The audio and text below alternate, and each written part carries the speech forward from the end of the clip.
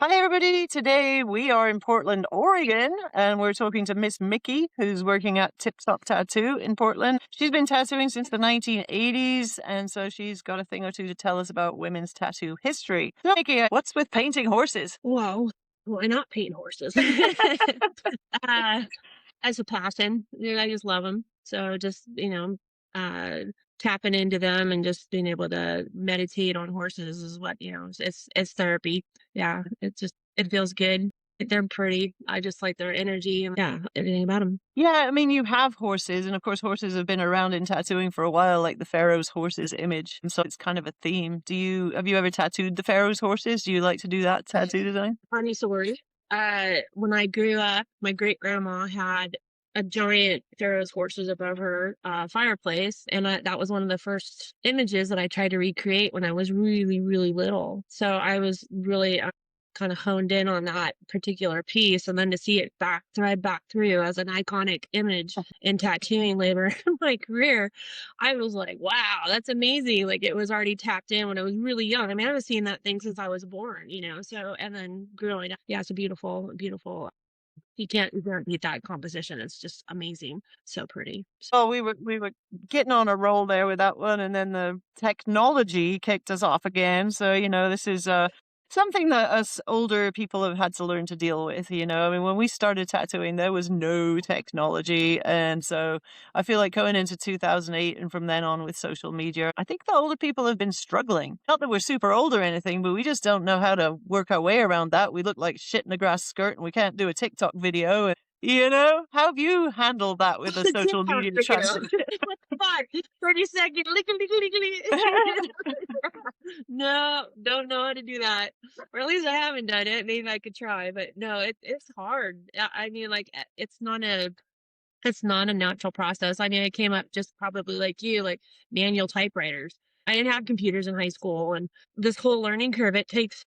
I'm around younger kids, and I wish I had an army of 10-year-olds because they just are born with the ability of being able to do this shit. It's just very natural for them, and I don't know, like anything, like even just getting on here, it takes an hour. It's not something that comes naturally. So it's any project I have to do that's online that I have to figure out. I really have to just spend like a day just to try to like navigate through it to get it right. And then of course it's a learning curve and then I learn stuff, but then it's like working on a motorcycle, right? Like if you don't do it for a while, you have to go back and relearn it. Like it's not something I do for a living. So I'm not like changing out the inner guts of my BSAA or something like that. And 5 years later I have to do it again. I'm like, God, what the fuck? There's these like little things I'm supposed to do, you know, Yeah. right? It's not natural. So And just like the motorcycle, if you don't get it right, it won't work. no, right. And then this one is very harsh too. It's just, yeah, it just denies you. Yeah. I like it. There's some parts of it that I really dig a lot, but otherwise it's just trying to struggle to get through it. Yeah, and definitely, I mean, that brings us back to trying to learn to tattoo in the last century. I think nowadays, I mean, obviously, there's a lot of stuff online that you can pick up on if you don't really know, or you don't have a mentor, or you're not sure how to go about it. If you have the right mindset, you can pretty much learn online anything that you need to know. But for us, talk to me a little bit about your start in the 80s as a female trying to get into tattooing. Well, I came out of jail, so I had nowhere else to go. I had to go up, and going up was working with Don. I'd met him. I was living kind of off the streets with my mom at the time, and I was doing artwork for album covers and storefront windows, and just trying to scramble to get by. And doing artwork for people to go get tattooed. And Don hit me up at Satyricon one time and was like, "Hey, because he got familiar with my artwork because people were bringing it in to get tattooed." And he was like, "Have you ever thought about tattooing?" I was like, no, no, no, no, not interested in this. Thank you, but no, tattooing is, bleh." I was like, my mom tried to get me to do it, and I just didn't like hurting people. I don't like them retracting from me and all that stuff. And then I ended up getting into trouble, and I was gone for a while. We were pen paling back and forth, Don and I. And then when I got out, I hit him up, and I was like, through the course of our pen paling too, towards me getting out, he said that he would apprentice me, and so I just immediately started working with him and apprenticing with him, and he showed me the ropes at the beginning, and I was with him at C Trump down on by Satyricon on 6th and Cooch, and I think 6 months into uh working with him there, I got in my motorcycle accident, but that's another part of the story. But, when he first asked me about getting into it and I agreed to it, he said, "Well, 1 in 100 women or 1 in 100 men ever make it, and for you being a female, it's gonna be a lot fucking harder." And I was like, "Well, I don't really have anything else to go by, and I don't wanna have to go get a freaking office job, like, that's just not my thing." Like, I always had it in my heart to do art. I just knew that was gonna be my happy part. Either that or go be a, something out in the wilderness or something. I just didn't wanna have to be in a fucking box ever, you know? All the jobs back then was, like, maybe working at Tower Records doing artwork or murals or something like that, but, not having an education or anything like that, kinda limited me being able to get a job somewhere graphically, being able to be an illustrator or anything like that. So, I was like, "Okay, well, I guess this is my art opening," you know? Right? Jumped in, all 4 legs. Yeah, well, I mean, and that's, Don Deaton's legendary sea tramp tattoo in Portland, was he one of the first in Portland? No, Dawn took over the last of the Burt Grimm legacy. That was Burt's last shop. It was, there's some weird convoluted stories. I'm not super clear on it, even though I probably heard it a zillion times over the course of my life. But it just seems like as I've gotten older and longer into this timeline here, it seems like I get bits of information from different people and it just gets fucking mixed up, right? But as far as I know, Rio de Janeiro and Dawn, those are the 2 people that I knew from Laurel Beach that had come up, and then there was another person, there's, like, a story about how Colonel Todd or somebody's son coming up, and I don't know. So, there was, like, this shift, and then Dawn finally took over Seatram. How And did then that was his last shop that he running. I know you mentioned the name Rio de Janeiro. He was kind of instrumental in, the legislation in Oregon. Was Don involved with that too? Dawn, Dave Lum, Mary Jane Hockey, and, they kinda set up the licensure and the schooling. I remember last time I saw Jack when we were in nationals and one of the last national shows over in Florida a couple years back, and we're having these big talks and stuff with the APT, and something comes up about the schooling in Oregon, and of course I stand up to defend it, because it's like not that I'm stoked on it, but some of the conversation was kind of going off the rails a little bit, so I stood up and kind of said my piece, and Jack yells at me like, "And you allowed this?" And I was like, "Whoa, whoa, whoa! I didn't allow it, Jack. What the fuck, dude? Like, I was gone for 20 years. Like, this was not even part of my thing." But what I tried to argue, or at least try to like make sure it was on the record, was that I don't think that the older guys like Don and Rio and Mary Jane and Dave and all those guys had set this whole situation up to fuck over or trade or craft. It was something I think they set themselves up for the future. Cause like you have to think about back then, they were looking towards their future of possibly teaching and just having this other means of income for themselves later in life. But then the monster just grew. It has not been changed since then. There hasn't been any type of like restructuring or right now it's a predatory system here. It's really awful. But I don't think they ever intended on it being like what it is. It's just the states got involved, and then you got these people that can go and get their licensure, then go pay $10,000 to $20,000 a head to go get their fucking tattoo license or learn how to get their license and go through the testing. They come out, they can't freaking get a job, and within 6 months they can go and get a teaching license and then start school. So then they're making $10,000 to $20,000 teaching a fucking book so that they can like, and it's just a sick rotating situation. That's where Jack was like, "Oh, I was like, I didn't do it, dude. I wasn't here for that." Well, so backing up a little bit though, I mean, what is the actual process as far as that goes? I know Alaska and Oregon, there's multiple hours and all kinds of testing. Can you explain that a little bit? Yeah, so they go to these schools and then there's so many hours. I'm not really sure on the specifics. They have to do however long, many hours and basically what all they're doing is just learning how to pass the test. That's all it is. Right. They're not nobody accredited. Nobody like it's not like taking on an apprenticeship and I'm handpicking somebody because I see potential in them. They're just these people don't even have the skill sets yet to teach. They can't even tattoo. So why the fuck are they teaching? So it's just based on just a book. So there's nobody accredited. And that's one of the things that we've talked about up here between a few of us is just like setting up a panel, just trying to get a delegation of people that have been tattooing for 30 plus years, what is, whatever, to be able to have a peer, a community of peers or whatever, to be able to allow that or give them accreditation to be able to teach. It's just something that kind of filters that through so that these poor people that are spending this money aren't just spending it to just pass a test. Like that's bullshit. They should be getting more of like the actual techniques and the processes of being able to do what we do, not just throwing them out on the street and letting them fend for themselves. That's why we have so many, what is it, the ignorant style. I mean, like, come on, really? Like, what? That's just fucking. Okay, folk rock. We were punk rock. Like we've seen all that shit come and go. Come on now, like what the fuck? It's not like a new thing, It's fucking weird. Yeah, so I mean, between that and though these organized schools, I mean, the Nike one that came up in LA recently, obviously, is a crock. But I mean, there are other schools, tattoo schools, that are coming up that like to put forth that they are doing much better job because they're showing people how to tattoo and all of that.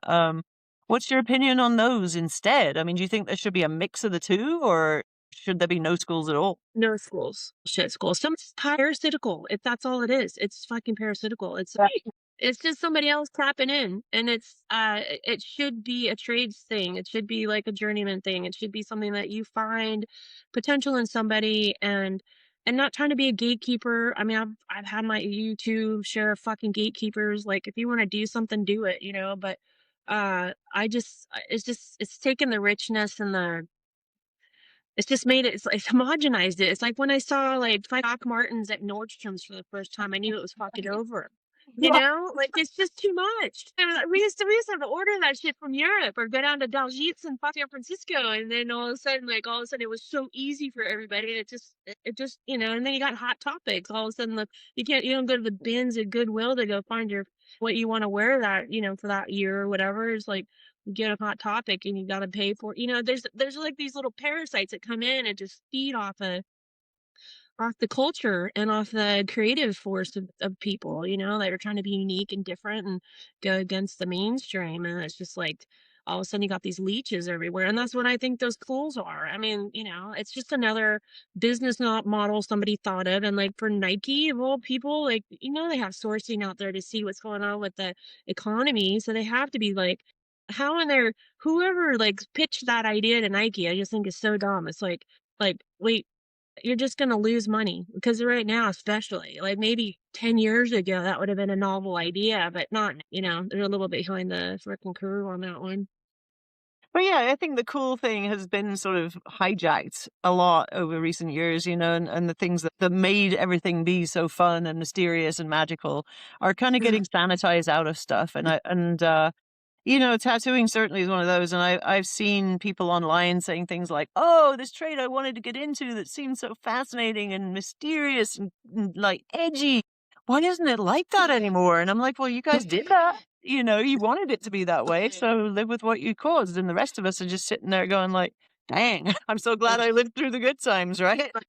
We did have a good style there. It was magical. It was dangerous. Uh-huh. I remember I was with Eric Stanley and one of the shop help guys. I forget his name. I loved him. He was so sweet. I can't remember his name, but we were in DC. This is an example. I think it's all Lollapalooza's fault. I think the homogenizing and the whatever, like it just flatlined everything. There was some good things about it because I was really glad to have this like, shared music, kind of like sharing everybody's albums and stuff and then being able to like go share music or whatever. But something happened to maybe it was MTV. I don't know what the fuck happened, but uh we were in DC on this train and we're standing room only. Like we're going downtown to go work and we got our tattoo bags with us and we're just freaking in the middle of the freaking aisle there. And it's packed with all these kids. I don't know, they're going to some festival or something.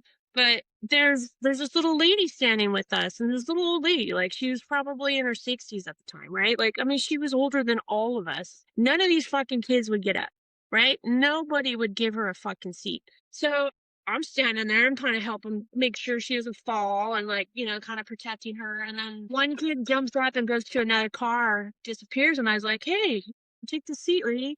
And she's like, "Oh, no, no, no." And I'm like, "I got you. Like, these fucking kids aren't gonna do shit. Like, have a seat. Like, I'm worried about you."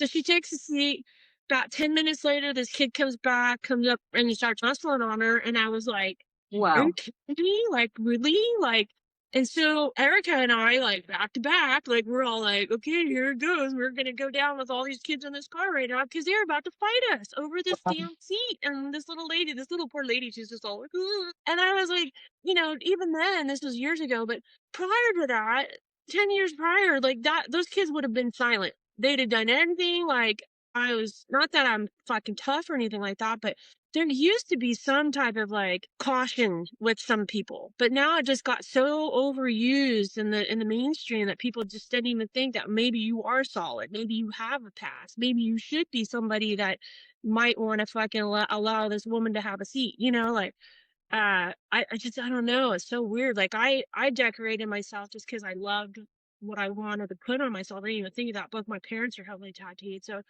I really love the art of it, but it was also a protection shell, right? I don't know if it's for you, but like if you couldn't get past this to get to know me and see that I have like flowers and butterflies and fairies all over me, then you didn't deserve to be close to me, like it was my way of like kind of filtering people in and out of my life. Like if you couldn't get past it to see that my friend Jay Warford calls me a steel belted marshmallow, like all hard on the outside. And now it's not so hard anymore because everybody's been fucking homogenized, but and soft and fluffy on the inside. It was just my way of protecting myself. Yeah, I mean, I didn't really think about that until somebody had pointed it out to me. I mean, it's a long time ago, but I mean, I was getting tattooed at the time because obviously paying somebody to do your tattoo was a good way to learn how to do it if you didn't have an apprenticeship, right? So, I mean, you could get that tattoo and ask them questions while they were doing it. And so that was part of it also because it was just, I wanted to be heavily tattooed. I wanted to be, in that whole punk biker thing of an alternative lifestyle. And then some lady, a friend of mine's mother was like, that's pretty cool, really. And I was just like, well, thanks. And she goes, no, no, no. I mean, it's really cool that you have this like armor on that anybody that doesn't want to talk to you, who you probably also wouldn't want to talk to them, is not even going to try and get into your area because of the way you look. And I was like, huh, I hadn't thought of that, but okay. Yeah, maybe on a subconscious level we were doing that. Yeah, it wasn't intentional for Uh-huh. me, or probably you too. I mean, in the biker community, I came up in the biker community and it was like the guys back then were like, "What are you trying to do, me dude?" Like Uh-huh. soft pants, and I was like, "Oh my god!" Like I'm tattooing you, and my boyfriend at the time too was like sleeving him out, chest panels, all this shit. And I came home, because I knew he was like, every tattoo I get, he, adding to my sleeves and stuff. He was like, "Is that it? That's it, right? No more, Michelle." And I was like, "This is what I do for a living. Like this is my life, was my passion." And then so one day I came home after working at PJ's and I come home and I had drawn on the rest of my sleeves. And I came home and he had a flip out. He was just like, "Oh my God," because it was like, I even in the biker community, it was rare to see a heavily tattooed woman, because it was just too hard. It was like they wanted the fucking soft, fluffy, whatever, and house mousy fucking chicks, and I just was never that ever. So Yeah, I remember a time when myself and Titi and Lou were the only heavily tattooed women on the conventions in Europe. I mean, yeah, it was noticeable, because that was a time when women really didn't get a lot of tattoos. They'd get tiny little butterflies on their shoulders or under their bikini lines and stuff. And they were just starting to kind of venture into bigger ideas. But I think a lot of it had to do with what you said about the men being like, oh God, you'll look like a tramp. You can't do that. But, right, you too know, hard or for the longest whatever. time, it was just us that had the sleeves, and it was actually kind of cool to have that realization one day, just be like, wow, man, we're actually the coolest kids in here. Like, we're girls and guys Yeah. sometimes didn't have that many tattoos. I'd walk through a show to go set up and they'd be like pulling their sleeves down, It's like, it was so weird. It was just funny. The masculine thing, I think, was what happening in the micro community and the tattoo world too. I mean, the first few female tattoo shows, and I think on one of the podcasts I've heard you talk on, there's something about you coming down to the San Diego show. It was like one of the, and then talking about not seeing a lot of the women heavily tattooed then, and I was like, I was there, I was fully tattooed. I I didn't was see you. like, I'm sorry. it's okay, but I understand at that time, the people that were in the limelight, I won't say their names because they're friends of mine, but it's true, they weren't heavily tattooed, but they owned the shops, they were all in the magazine. Some And of them even still aren't heavily tattooed yeah, even now. well, seriously, it's interesting because they weren't, and I think what I look back on this, my thoughts on this, because I didn't have the same like I said, both my parents are heavily tattooed. My dad didn't have an issue with my mom being tattooed. It was not a thing. But what I think is there's that little bit of like the 50's era, the conservative Mhm. kind of like whatever religious crap that was going on. I mean, because where we come from, like even within our lifetime, having a woman get beat by her husband on the streets 20 years ago or 30 years ago was not uncommon. And people just fucking walk away and ignore it because it's like, that's not my business, whatever. But now it's not like that, which is rad hugely. But I think what was left over was a lot of the women that got into tattooing that had barkers. They had handlers. I mean, like you look at some of the women that came up that were popular because they were access to the magazines and then later the photographers and all that. They had husbands that were their handlers, that Yeah. were their barkers, you know? And I think there was, like, this leftover from the 50's era of what women were supposed to do, like, they were housewives, and then if they could make money, that was cool. Yeah. They did still had the preconceived ideas that women had to be feminine, and feminine didn't, uh, equate to being heavily tattooed. That was a whole new thing, right? Because it was just a hard look back then, True. I mean, you had your circus ladies, right? Though you had the circus women were an attraction. They were like freaks, you know. And actually, curiously, recently I found out that a lot of them actually tattooed at the sideshows and or during the summer, but the information about that was suppressed in this country, specifically America, because they didn't want that out there. They wanted it to be that they were just freaks and they sat there and look, you know, people got to look at them. But in Europe, it wasn't like that. I mean, again, talking to the historians there, a lot of the ladies that were tattooing way before the 80's, you know, and all of that, and even before Jessie Knight, who's become relatively popular recently, there were a lot of women that were tattooing in England that were actually circus women, and they were displayed as tattooed ladies, but they also tattooed right up there alongside their husbands and everything, you know. Some of them didn't have husbands, but it was a different scene, I think, in Europe, Yeah, you yeah, know. So yeah, and also, I yeah, mean, for me, like tattooing a lot of the biker shows and the runs out there and being by myself as a tattooist with my own shop, I almost had to be heavily tattooed just to prove the point, you know, because a lot of those guys at the time were like, we don't get tattooed by women, but okay, you got tattoos, fair enough, you know. So it was interesting. It's just a different dynamic, you know. yeah, for sure. Yeah, I remember I was just telling Adam this, I brought it up in the shop the other day, like, when I left Portland to California, I was in Sacramento working at PJ English, and I remember this guy coming in, and I was like, "Oh, that tattoo looks familiar," like, I knew it was mine, you know, and I was like, "Oh, who did your tattoo?" And he's like, Some dude named Mickey up in Portland." And I was like, isn't that just ridiculous? Well, because it was like and I remember same shop, I remember somebody coming in and, like, talking to the shop help, and that was a dude, and it was the same thing I'm sure you've gone through. It was, like, talking to him, like, like, ignoring me and then just, talking to this dude, and the guy was like, "Well, you probably wanna talk to her because she's the actual tattoo artist," you know, and it was like there was that weird thing with, guys again of, like, Mhm. women tattooing is unfamiliar and you can't be it's like going to a same idea, like, the women can't be good mechanics. It was like, I'd rather go to a dude to go get my car worked on or my truck worked on, It was like, that's starting to peel away because Yeah. we can prove ourselves, to be handy. Yeah, I mean, I suppose it's a bit like, you know, going to a strip club and seeing a guy on the pole. That's the same thing that they had that same reaction, you know, it's Right, like, yeah, "What are it's you like, doing here?" Yeah.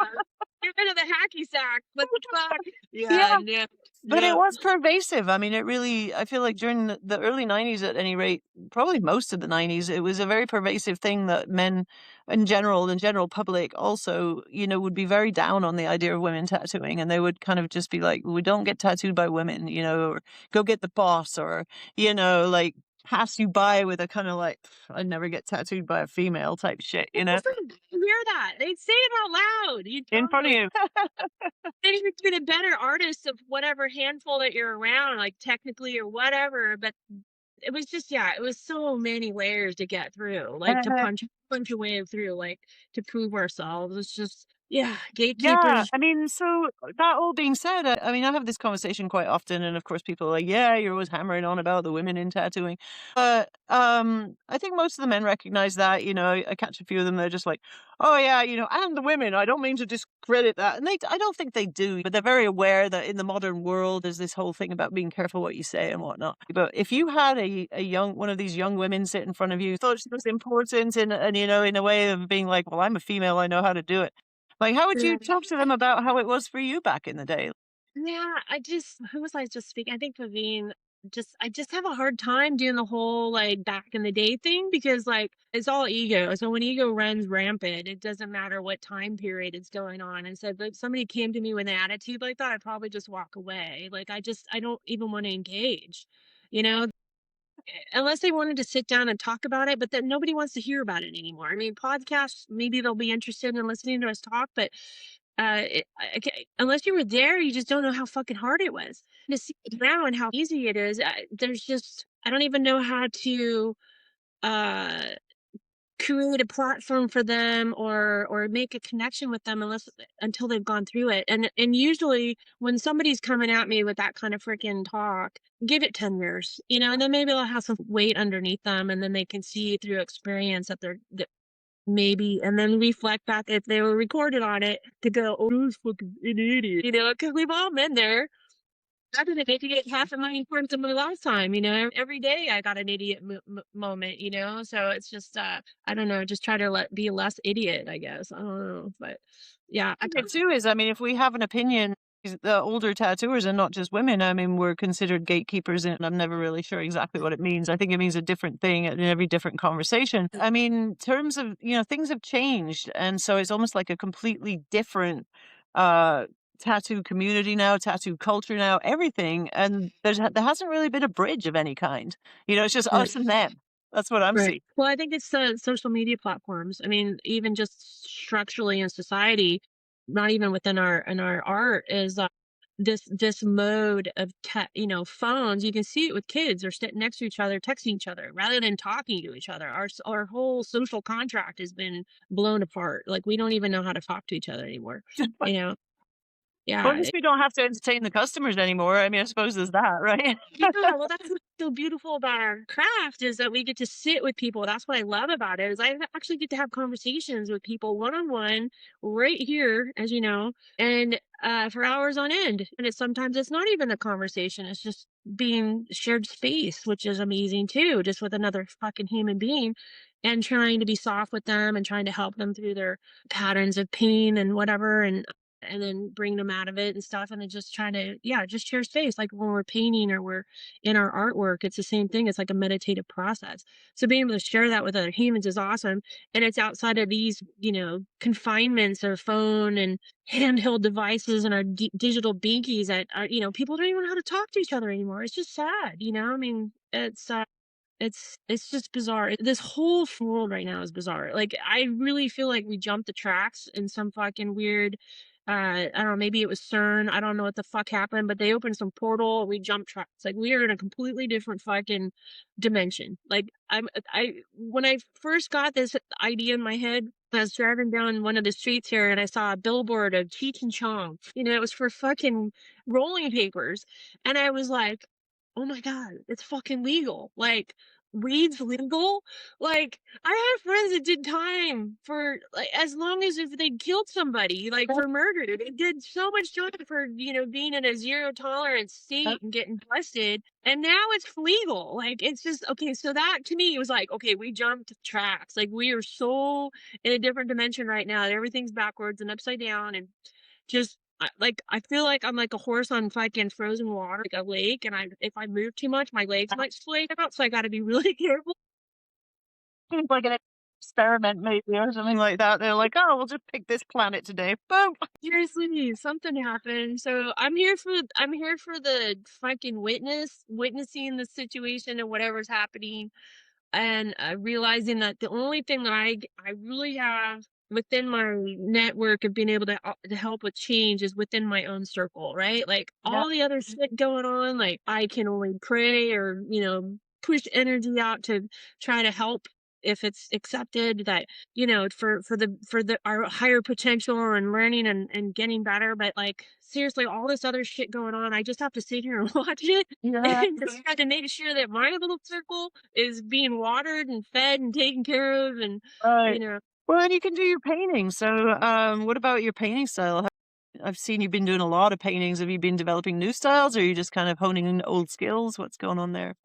It's a bunch of it. Like, the whole thing about painting or any type of art is you have to be really adventurous and fucking make the leaps into the unknown. It's a full-on experimental process. Like, every day I'm trying to, like, push stuff that I'm like, I'll find things that I just wanna learn how in my head, program how to get an effect so I can translate that to tattooing, right? So, I had this conversation with a friend of mine in Alaska, and of course, I try not to take it as a negative thing, but he was like, "Well, I've always been an artist," and because I was saying how I have more time now that I don't have my shop, and it's been the first time in freaking, like, almost 2 decades that I actually get to paint for myself. I think some one of the last big purges that I had out of my well of, inspiration was, like, 2003. Like, it's been a long time since I've actually been able to do artwork for myself, and so he was like, "Well, I've always been an artist," and I was like, "I've always been an artist too, like, what the fuck is that?" I go, "But running a business, and then like, drawing for 10 hours before an appointment, like, to work on something, like, I'm talking about for me, like, art for me." So it's been so fun, like, not having the shop, which was very bittersweet to let go of, but having the time now, and also because of the economy, I just have definitely have more time not tattooing as much as I used to, but I get to tattoo I get to paint stuff that I wanna fucking, I wanna do, that inspires me, right? Yeah, it's been really fun. Yeah, I think that's something that, the general public doesn't seem to necessarily have too good of a grip on how long it takes and how much energy we put into custom pieces for clients. I feel like it's okay, well, all right, let's do it. And sometimes they'll just gloss over it like it's no thing, the amount of energy that you put into it. Like you're just a little robot that sits there and, you've worked 10 hours, but hey, you could start a leg sleeve right now, and you're like, no. I just put 30 hours into this freaking drawing. Not even like, or maybe 10 hours actual drawing, but then you gotta do all the shit in your head that you're thinking about the composition, or you get an idea of how something, like, you have all the images in a sleeve, and then, before iPads, I already do this in my head. Like, I would manipulate that in my brain of, like, knowing where pieces were, let it sit for a couple days, and then maybe that would change because maybe the image would look better in a different spot, or how I connected something. It was constantly thinking about stuff and constantly, like, if I had a client coming up and I was trying to chew on an idea, finding inspiration to come in and log it in my brain to add it to that too, like just maybe an effect or a background thing, or like a sunset or something that I saw, or, just constantly trying to add to it. So yeah, there's hours and hours that go into it. And I think if we break it down, I mean, I'm slave labor to myself, you know what I mean? Like, I'm pennies on the dollar, fucking pennies on the hour as somebody, if you broke it down, like less than fucking minimum wage, you know? It's just right. It's like how much we spend on developing a back piece or a sleeve or any design, even if it's a simple thing. I'd probably do 20 different, line drawings on something by hand to make sure I feel right about it, and then I could present it to my client, or I'll offer 3 of them to my client just to have an option, right? So, yeah, there's tons of work that goes behind it. It's not just, "Here you go, Xerox printer, let's go to Kinko's," and Yeah. I think the TV shows did stupid thing of like, "Oh, yeah, we're gonna do them a drawing," and then there's a commercial break, and then there's, like, a back piece. "Hey, here's your drawing." yeah. And then it's just like, whoa, they kinda glossed over completely all the effort that it takes to go into that, and, I mean, we have to have pride in our work, and I think we only have control of that work until it leaves the shop. It's ours until it's done, right? It's our own thing. And then we have to wave goodbye to it and go like, "There went all my thousands of hours. I hope that guy loves it or that girl loves it?" And sometimes, I mean, I've done all that work, and sometimes, you'll get that client that's just like, "Yeah, it's nice." And you're like, Yeah, your heart breaks. You're like, "Okay, poured my whole entire heart into that and soul," yeah. I got a lady do that. I did a back piece. Her husband, I did, he came to me in the Bay Area because who had done it? I think it wasn't Burt Graham. It was something like that. It was, an old old bodysuit this guy had. He just needed to be refurbished. He knew that my lineage, so he came to me. I relined everything, just freshened it up for him. And then his wife came to me, and they had a lot of money, and over the course of how a couple years, I did her back piece, and I remember her, like, she was really freaking kinda hard to deal with, but I tried to please her and did my thing, and, at the end of it, lots of constraining and whatever, but, at the end of it, she goes to the mirror and she looks in the mirror and she like turns around to me and I go, "What do you think?" And she's like, "Yeah, it's all right. It's not your best work though." Like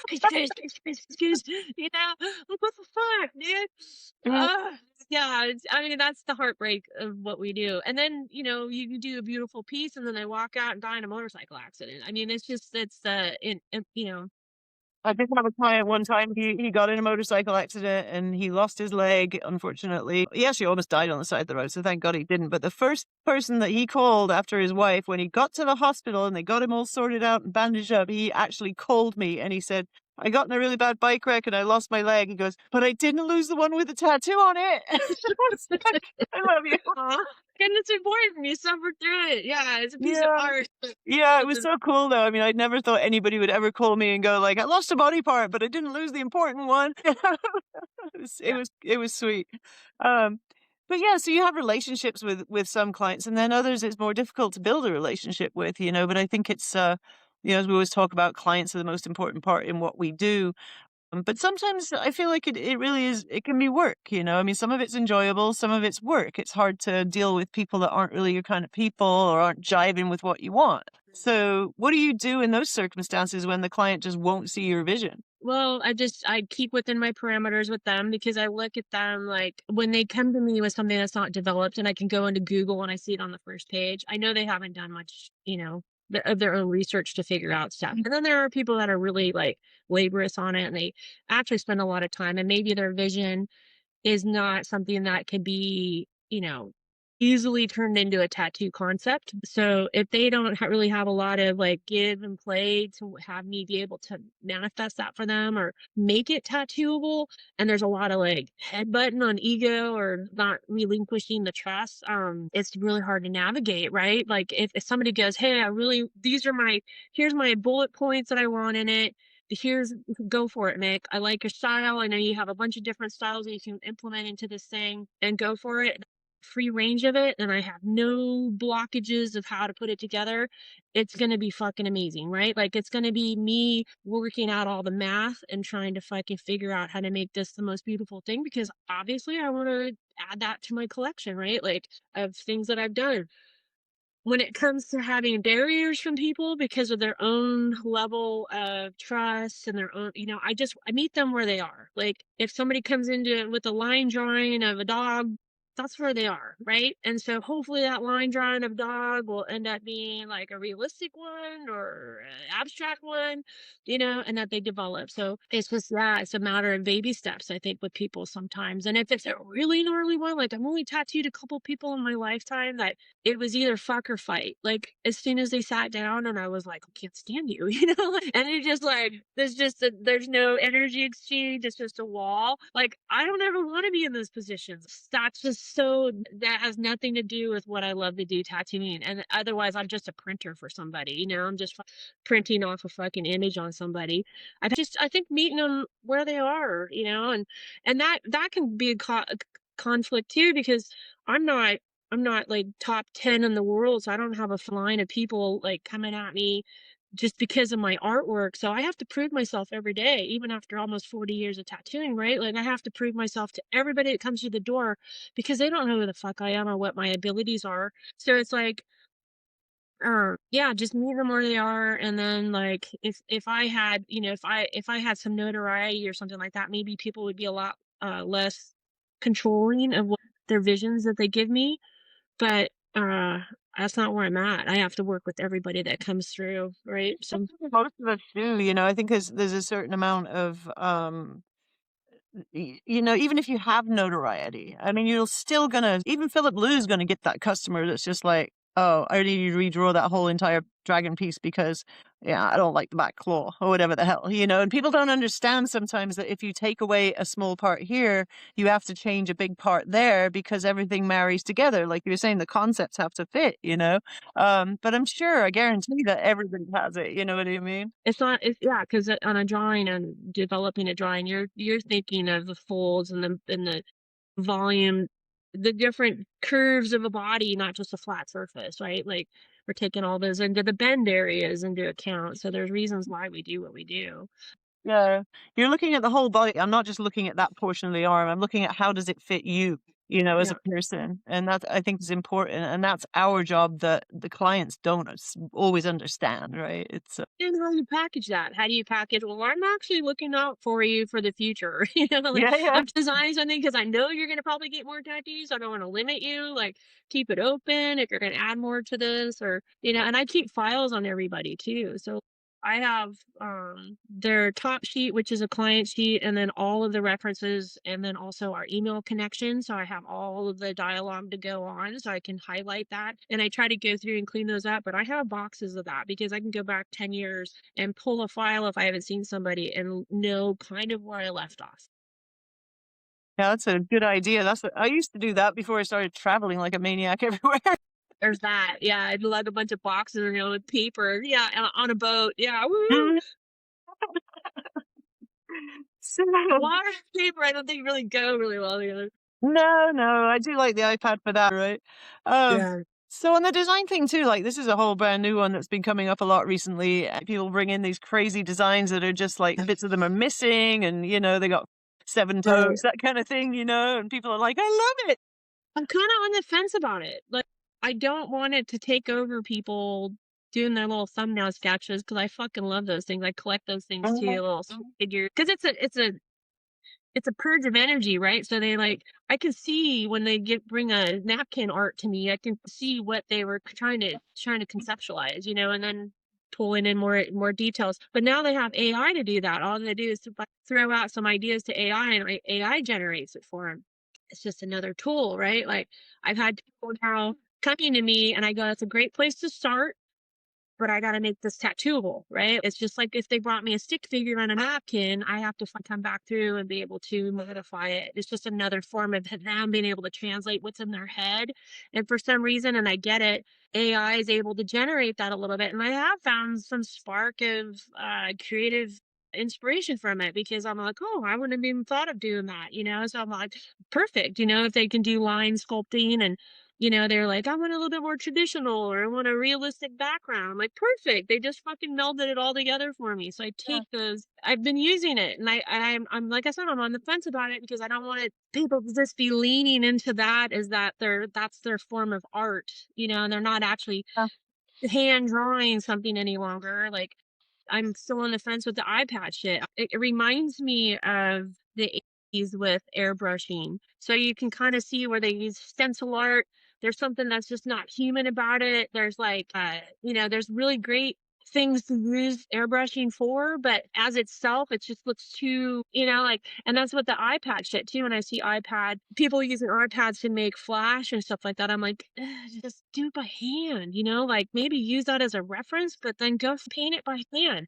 Because there's something really magical about the tactile feeling of drawing a pen or paper or a paintbrush on paper or on a gritty surface rather than just on a fucking iPad. There's something that I think we need to do. It's almost like chewing on rocks or something. I don't know. It's like yeah. something natural about it. Well, yeah, it's a bit like the old school music used to be. There'll be the inevitable odd little mistake in there, the odd little human error, right? Which makes it kind of cool. Whereas Yeah. the technology, the iPad, the AI, whatever, refinesses it into something that wasn't maybe quite there in the beginning, you know, makes the lines perfect, the Yeah. curves perfect, you know. So N nature perfect on our own, we don't need to fuck with it, and that's what the thing is there's something that's being absorbed or, removed by using the AI that's mhm. not natural. It's not from nature, it's not human content. Yeah. So if you're trying to pull someone's idea out of their head and they're routing it via a robot, it's not really out of their head anymore, kind of thing.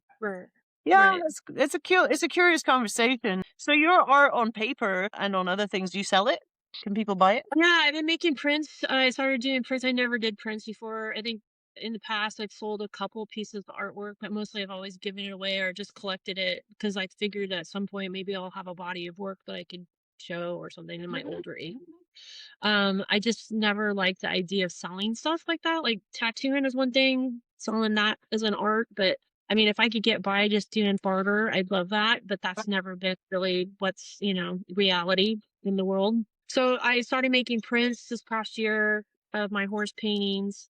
And then those are on my store. It's at Miss Mickey, 503 Big Cartel. And then those weren't really selling, like the prints. I get it because people have so many prints. I have an archive of however many years of conventions of prints that I bought that are not framed because framing is, $500 here, $500 there, and then you can only have so much room in your house, or your shop. I have a garage full of stuff now that's all from my shop too. I'm just like, I just, yeah, I just started giving it away. But there's that, and then I started making, so we have this challenge at the shop right now that's like doing a piece of flash once a week, which has been great. The boys are so motivating. I haven't felt this invigorated since the 90s working at Everlasting with those guys.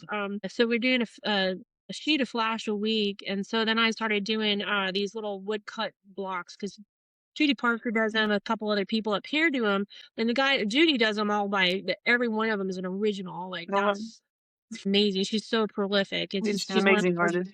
Yeah. amazing artists. My whole career, I've just admired her. Just pulls shit out of her head like it's like it's air, it's so amazing. So there's a guy up here that curates through the cafes and the restaurants and stuff, and he does these like woodblock cuts, like formulated, like it just kind of like it'll be like a snake shape or a fish shape or whatever, and he hand cuts these pieces of wood, and then he just kind of puts random photos off of the internet and then epoxies them and sells them for fucking crazy amounts of money. But, all the tourists love them. Like they're all over the place. So I was like, Yeah. I'm gonna do that, but I'm gonna do them like off this flash to try to like generate. And this over the holidays, it really seemed to pick up pretty big. Nice. I do these little plaques and then I hand embellish them. So I come back and paint over them and then like playing with gold leaf and other stuff on that. So, and then epoxy them and they're just so pretty. I mean, they're like little, like, I don't know, freaking philosopher's stones you want to hold on to and they just have so much energy. I was like, Yeah. oh my God, it's fun. I don't know if it's like super toxic for me, but it's been fun to do, What's wrong with a little toxicity here and there? I don't do drugs anymore. So, I guess I got to get it somewhere. Yeah, no shit. Um, so if you could go back to, say, the late 90s and have lunch with somebody back then, who would it be from tattooing? Oh my goodness, so many people because back then I didn't know the right questions to ask, like or maybe I did and I just don't remember them. I don't know, but let's see. I don't know, maybe Elizabeth Winslow. Like she used to come to our shop a lot and I just didn't know. I was enamored by her. She was super funny. But she was probably one of the first heavily tattooed, like full body tattooed women that I saw that inspired me. At that time, I just had half sleeves and my chest Mhm. panel, some pieces on my legs and stuff. And And she was was there, tattooed by Bert Grimm, right? yeah, it's all Yeah. the way to old timer. Yeah, she was such a hoot. I'd probably sit down with her because I'd Yeah. want to dig into that knowledge and like all of her experiences. Like she was just a really, gregarious, wonderful, happy-go-lucky lady every time I saw her. Like she'd come into the shop and that's my memory of her. And then of course, she'd just get shipped down naked and there she was. There's this full bodysuit, which for a young girl at the time, like I was I guess 20 something. It was really cool to see somebody carry themselves with so much confidence and not give a fuck and still be ladylike, Yeah. like still have a feminine quality about her. And then of course Vivienne and then Mary Jane, those were the other two heavily tattooed women that I knew up here. And coming up as a young lady, that was just amazing. And Laura Vita was up here and our ships didn't I mean, I know her from San Francisco. I didn't even know her up here, but we started up around the same time up here. It's Mhm. so crazy. Our ships just didn't cross over here. It's so bizarre. It's definitely curious that we didn't take the time to do that back then. I'm not sure why. I maybe I don't know if we knew to be able to do that. Do that? You know? Like I working at the shop I was working at with Dawn and the guys I was working with, it was such a man's fucking world. Yeah. I had my first pen pal was Suzanne Fausner. Like, I reached out to her because I was like, "What the fuck?" I needed to talk to another woman tattooer, you know? Like, I was like, "Is this really how it is? Like, are you kidding me? Like, what the fuck?" You know, like, Don was always a gentleman, but I gotta say some of the other guys I worked with were fucking assholes, and all the way through my career, you know? Like, there's been some really beautiful, wonderful men, but a lot of fucking dumb shits, you know, like fucking assholes. And unfortunately, you just gotta, just it's just like dealing with people with big egos. You just like be courteous and ignore them and do your own thing. I guess I don't know. Just try not to hold a grudge. Like whatever. Yeah, So if you crazy had to go world. back and talk to one of those men in the 90s, if you had to have lunch with a man? I want to go back and talk to Dawn again. Fair. I love her and I miss him a lot. There's so much like my first couple years, like we had that bombing at the shop. I don't I don't know. know. Tell us about what happened Oh, there. oh shit. So Satyricon, which was down on the same, we were on the same block, like 2 doors down from Satyricon, which was like our CBGBs of the East Coast here. It was the oldest tattoo or punk rock venue on the West Coast. Been here for forever. It's lots of bands there. My crime was happened outside of there, blah, whatever. Just all kinds of crazy shit. So our shop was 2 doors down. There was a Vietnamese store on the corner, and there was like a I don't know, like a thrift store, a market, and something else between us and Satyricon. And I was getting up at 5 in the morning to get my old man up at the time, and for him to get to work, and I'd make him breakfast and shit before I went to work or to school. Even I was going to school at that time, and I turned on the TV, and that's our shot on fire. Like, what the Uh, fuck? So I'm like, I immediately called Dawn. This is when we didn't have cell phones. I called Dawn and I'm like, "Hey Dawn, our shop's on fire." I was starting to call you at 5 in the morning, but he probably went to bed at like an hour earlier. Our shop's on fire, and he's like, "That's not funny, Nikki." And I'm like, "I'm not fucking kidding. Turn off the fucking TV." And sure enough, it was a high explosives bomb. Somebody had gone through and with plastics and routed all the way through like a quarter of this block, and they did the explosives in the back of each of these little businesses, all the way oh, in the wow. back. Our shop was like a galley, like a ship. It was like, yeah, the back. Don Nolan fucking shower painted. Don had used to work there. Had painted this. I mean, there was so much artwork in this thing. There was like layers and layers of fucking artwork, flat files of like rice paintings, like just beautiful fucking shit in this place. And it was all blown from the back forward. There was enough compression from this fucking bomb that went off that it blew a plate glass window, full plate glass window from the front of the shop across the street through the back of the parking lot and hit the back wall half a block away. Holy Like shit. there, it was gnarly. So we weren't allowed to get into that place for like a couple weeks because it was bomb squad, all the forensics or whatever the shit that they do. So we had to camp out there, make sure people weren't pillaging through and stealing shit. Apparently, a lot of stuff got stolen. I don't know how that happened because I was camped out there across the street as long as I could, But they didn't provide security, so we had to be around security there. What I remember is we were really in touch with the street people there. We had a couple of the hobos that would like come in and we'd lock them in the door, and we just happened that particular night just happened not have one of them there. Had a date or something like that. So we'd hire them and come into the shop and stay. But so we had this network of transient people that we were really connected with, and they came to us and said that the cops had come in and blocked off like a 2 block area around that area and wouldn't let anybody in. So that made sense to me because normally people would camp out in front of our shop. Like Don was always like hosing people out, like time to go, Yeah. and there's always drug deals going on, whatever. There was always something going on all hours of the night. For the fact that nobody got hurt because of the thing that, like I said, that plate glass window was fucking like that would have taken out some people. Yeah.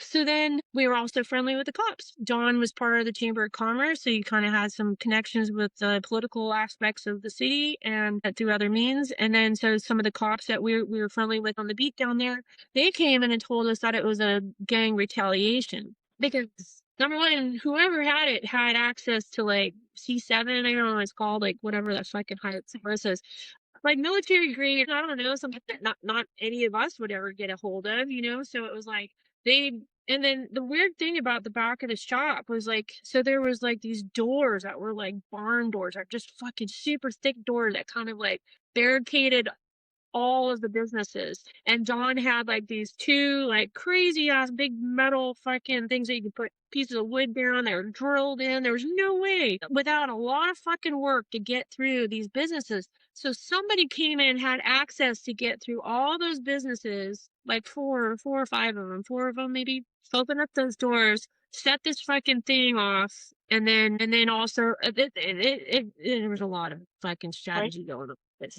Yeah, so we never know. We never knew. Like, there was a reporter here that had some idea of some of the shenanigans going on. Yeah, bizarre. Yeah, So but we it had seems like that used to happen. I mean, it happened to Jessie Shop Tattoo Technique in Bremerton that apparently the story goes that they were on the second floor and the people in the comic shop wanted to open a tattoo shop there or some stuff like that. So they had set a fire in the back of the tattoo shop to get them out of there, but unfortunately it took out the entire block. it's right. Yeah.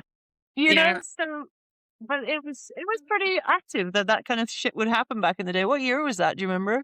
That was 88, I 88, believe. yeah, so full on in the middle of that whole kind of like, "If I don't like you, I'm gonna burn your shit." Yeah. Well, I don't it might if it was, it wasn't because of retaliation from another shop, which was common. This was like, and that was one of the things that Don thought, because with his connection with the Chamber of Commerce, and this is, all conspiracy or theory, whatever, but it was that they were there were discussions about renovating the downtown area, the old town area. So they wanted to put all the seed shit out. They thought that like the Satyricon, our shop, the Vietnamese store on the corner that was selling rigs, for fucking junkies, like all that whole little block of area they thought was an eyesore, and it was stopping them from having their $1 million condos down there. So Yeah, who you could knows? just, like, set it a little fire, you don't have to blow the whole thing out of the freaking sky. A big statement for sure. Yeah. God. Yeah. Speaking of bombing, so like fires, like I was working with Carrie, and Carrie had the gauntlet came up for sale. She was contemplating buying it and having Clark North and I go and manage it. And word got out, and all of a sudden that thing burned down. That was later in the 90s. That was like 96, 97 or something like that. Holy shit. I was like, that shit's still going on.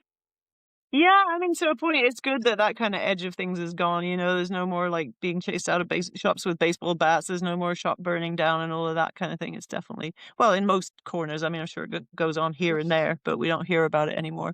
So it's a safer world, but the magic of the craziness is kind of dissipated. Well, it's like that. I was talking about that with the DC, like the edge, like is gone for people to it, and maybe it's like an animal thing, like a different species that they have their armor, right? Like our Uh-huh. armor, and it's kind of like stay away from me or have red all over me, so I'm not going to be TC, like stay the fuck away. Yeah. And it something in the social contract changed, because now people are like, "Hey, MTV, like everything's Mhm. homogenized." Because when I was working at Avalon, I remember that happening with Fip and Hattie at the time. Somebody fucking opened up a shop right across the street, and they were there on Garnett forever, right? And so they had kind of established that area. Like I could see if they're a mile down, but these motherfuckers, like I could see them out the door. They had that much balls, and this is the mid 90s. And I was like, "Oh my god, this is coming down the pipeline. This is what's fun." People don't give a fuck. They're gonna do it until they're told no, or Yeah. somebody does something a little bit more abrasive. But fuck, it was so crazy. It was like, that Well, was so disrespectful. it happened to Sea Tramp too. I mean, how many shops in Portland now, did you say? There's last I checked a year ago, there was 450 plus shops with over 900 licensees just in this county. Okay. That's not even the state. Yeah. Yeah. And that's what comes from people opening on top of other people and just mushrooming on. Yeah. Yeah, I remember walking through with somebody years ago looking at, like, tattoo shops and just predicting the future, that there's gonna be a shop on every corner, Mhm. like a 7-Eleven or whatever, Yeah. and there's more tattoo shops and strip clubs now. It's fucking gnarly. Well, Like, when there's more than strip clubs, you got a problem, right? seriously, the strippers can't even keep up, you know? That's crazy, man.